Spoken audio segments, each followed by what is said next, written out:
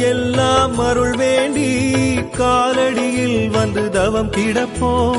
திருவடி பணிந்திட திருவருள் அடைந்திட திருமுக தரிசனம் தினம் தினம் கிடைத்திட துவாரகையின் அருள்நாயகனே சரணம் சரணம் பாபா.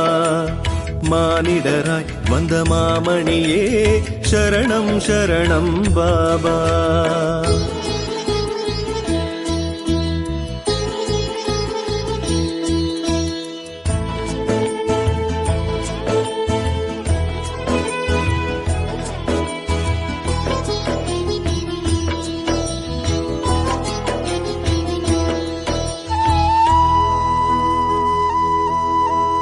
வாரங்கள் மனசோகங்கள் எல்லாம் உன்முகம் பார்த்ததும் கரைந்திடுமே.